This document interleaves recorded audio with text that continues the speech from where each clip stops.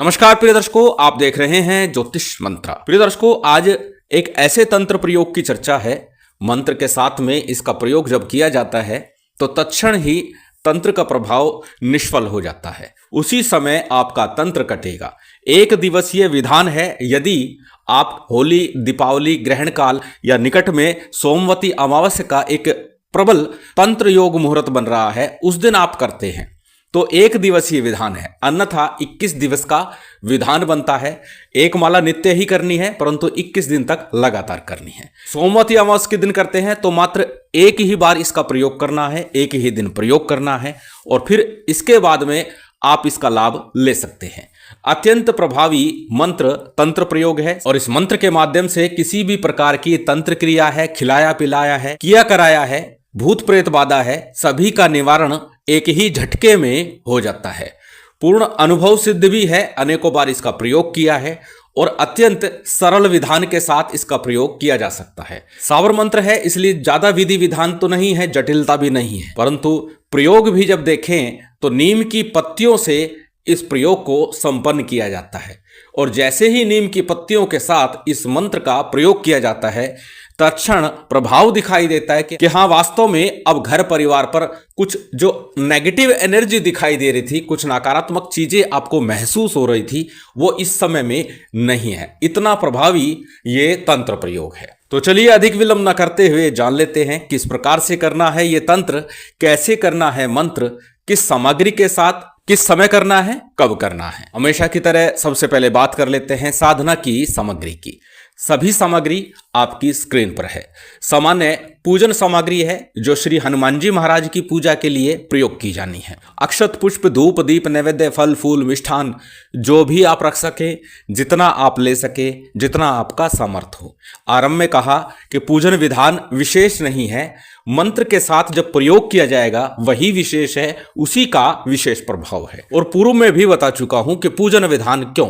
थोड़ा सा पूजन विधान जब हम करते हैं तो हमारा मन एकाग्र होता है और साथ ही हमारा मन, हमारा चित्त उस प्रयोग में पूर्णता के साथ, दृढ़ता के साथ लगता है और हमारा प्रयोग भी सिद्ध और सफल हो जाता है। इसलिए आरंभ में थोड़ा पूजन कर लिया जाए, गुरु गणेश आदि की वंदना कर ली जाए, उन्हें मना लिया जाए, उनका सहयोग ले लिया जाए तो अत्यंत उत्तम होगा।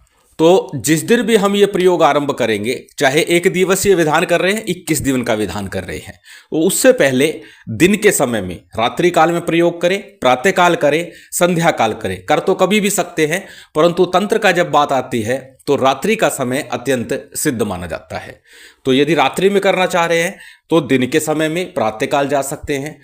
यदि आप प्रातःकाल करेंगे तो एक दिन पूर्व संध्या काल में ही आप श्री हनुमान जी महाराज के मंदिर चले जाइए। एक ध्वजा लेकर के जानी है, एक मीठा पान लेकर के जाना है, 5 लड्डू, एक सुपारी, 2 जनेऊ और 1 रुपये या 5 रुपये का सिक्का और थोड़े से चावल, ये लेकर के हनुमान मंदिर चले जाइए। हनुमान जी महाराज से निवेदन कीजिए, प्रार्थना कीजिए, उन्हें लड्डू का भोग लगाइए, निवेदन प्रार्थना करके प्रणाम करके अपने घर चले आइए। यदि मंदिर में ही व्यवस्था बन जाए एक दिवसीय विधान के लिए तो मंदिर में ही कर लीजिएगा, अन्यथा घर में रात्रि में उत्तर मुख होकर के, प्रातःकाल पूर्व मुख होकर के आपको ये प्रयोग संपन्न करना है। अब करना किस प्रकार है, जिस भी समय आप साधना विधान कर रहे हैं, अपने सामने एक चौकी पट्टे के ऊपर लाल रंग के वस्त्र के ऊपर राम दरबार का, श्री हनुमान जी महाराज का चित्र स्थापित कर लीजिए। अर्थात या तो राम दरबार का चित्र हो या फिर श्री हनुमान जी महाराज का वीर मुद्रा का चित्र हो, आशीर्वाद मुद्रा में, वीर मुद्रा में बैठे हुए हो, इस प्रकार का चित्र हो तो श्रेष्ठ होगा। अन्यथा राम दरबार का चित्र रख सकते हैं। लाल वस्त्र के ऊपर आपको स्थापित करना है। एक दीपक प्रज्वलित करना है, घी अथवा तिल तेल, कोई भी दीपक ले सकते हैं, प्रयोग कर सकते हैं। जलपात्र शुद्धि आचमन संकल्प इत्यादि हेतु और इसके साथ अन्य जो पूजन सामग्री ले सकते हैं वो ले लीजिएगा। सबसे पहले थोड़ा शुद्धि आचमन कर लीजिए, उसके बाद में आपको दीप प्रज्वलित कर लेना है। दीप प्रज्वलित करके संकल्प लेना है। संकल्प में अपना नाम बोलिएगा, गोत्र बोलिएगा, उस दिन का तिथिवार नक्षत्र बोलिएगा और फिर कामना कीजिएगा, मनोकामना रखिएगा, अपना मनोरथ बोलिएगा कि मैं तंत्र बाधा से पीड़ित हूँ, मेरा परिवार पीड़ित है, घर व्यापार पीड़ित है, या जो व्यक्ति पीड़ित है उसका नाम ले दीजिएगा और फिर संकल्प का जल अक्षत पुष्प किसी थाली प्लेट में अथवा दीपक के सम्मुख छोड़ दीजिएगा। इस प्रकार संकल्प पूर्ण हुआ। संकल्प करने के बाद में आपको पंचदेवों का सामान्य सा ध्यान पूजन करना है। गणपति का, गुरु का, कुलदेव, पितृदेव, स्थान देव, इन पंचदेवों का ध्यान पूजन कर लीजिए। इसके साथ ही सीताराम जी का, हनुमान जी महाराज का पूजन कीजिए और भैरव जी का भी ध्यान पूजन कर लीजिए। सामान्य पूजन विधान जितना आपको आता है पंचोपचार रीति से संपन्न कर लीजिएगा। पूजन संपन्न हुआ, उसके बाद में हमेशा की तरह पहले एक माला गणपति मंत्र की करनी है और एक ही माला आपको गुरु मंत्र की करनी है। एक दिवसीय विधान कर रहे हैं तो एक एक माला ही करना।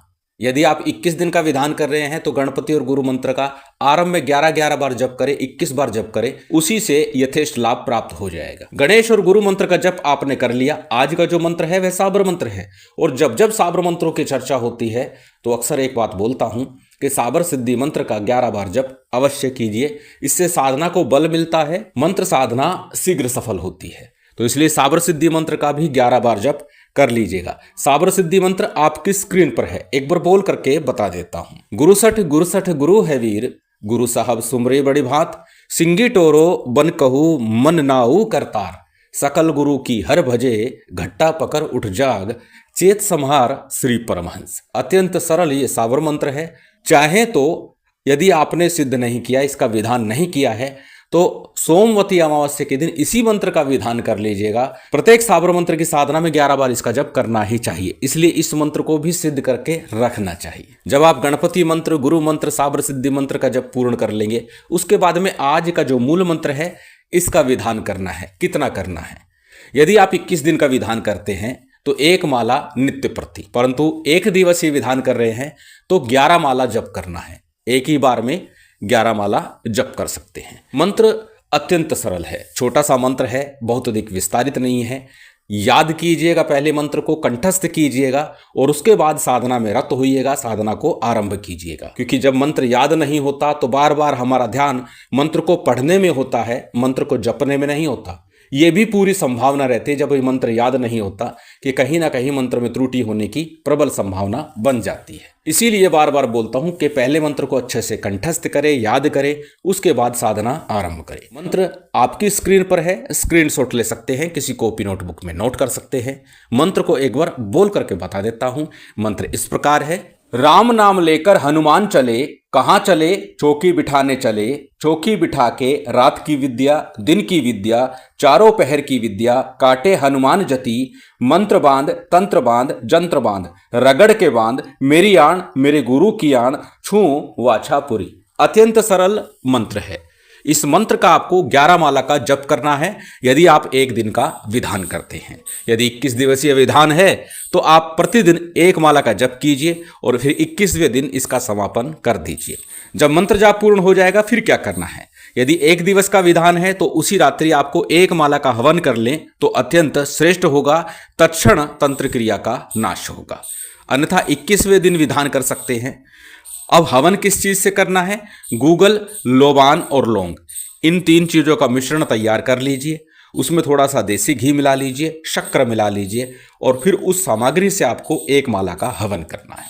हवन के लिए आम की या शमी की लकड़ी का प्रयोग किया जा सकता है। हवन के लिए सबसे पहले 5-5 आहुति गणपति, गुरु, कुलदेव, पितृदेव, स्थान देव की करनी है, साथ ही सीताराम जी की करनी है, फिर हनुमान जी महाराज की इस मंत्र की आहुति करनी है और अंत में 5 आहुति भैरव जी की भी कर देनी है। जिस प्रकार पूजन किया उसी प्रकार आहुति करनी है। जब आपका हवन पूर्ण हो जाए उसके बाद आरती कीजिए। आरती के बाद जो भी भोग नैवेद्य है वो अर्पित कर दीजिए। यदि आप 21 दिन का विधान करते हो, अंतिम दिन चूरमे का या लड्डू का भोग लगाइएगा।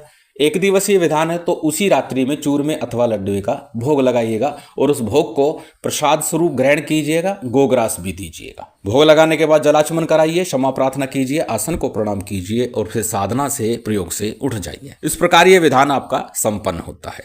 अब जानते हैं प्रयोग विधि। प्रयोग विधि एक तो सरलतम रूप में यही है कि जो आपने मंत्र जपा है और जो हवन किया है, हवन की राख को कपड़ छान करके रख लीजिए, छान करके उसको साफ सुथरी करके रख लीजिए और फिर इसी राख के ऊपर 21 बार पुनः मंत्र बोल दीजिए और किसी को भी भूत बाधा, तंत्र बाधा, तंत्र निवारण के लिए दे सकते हैं। किस प्रकार इस विभूति का प्रयोग करेंगे? मस्तक पर तिलक लगा करके, पानी में डाल करके, थोड़ा जल में मिला करके उसे ग्रहण करके अथवा जल में डालकर घर में छींटे लगाने हैं, परंतु अत्यंत प्रभावी होगा यदि आप इसका प्रयोग इस भांति करें। कैसे? जल का पात्र ले लीजिए, उसमें थोड़ी बबूत मिलाइए, 21 बार इस मंत्र का पुनः उच्चारण कीजिए और ताजी नीम की पत्तियों से पूरे घर में छींटे लगा दीजिए, एंटी क्लॉक घूमते हुए। पूरे घर में एंटी क्लॉक आपको घूमना है, छींटे लगाते जाने हैं। मानसिक रूप से भी यदि मंत्र का उच्चारण कर सके तो अत्यंत श्रेष्ठ होगा। और जब जल बच जाएगा उसे मुख्य द्वार के दोनों ओर गिरा करके चले आइएगा। उसके बाद जो पात्र है उसे धो लीजिएगा, नीम की पत्तियां उन्हें बाहर ही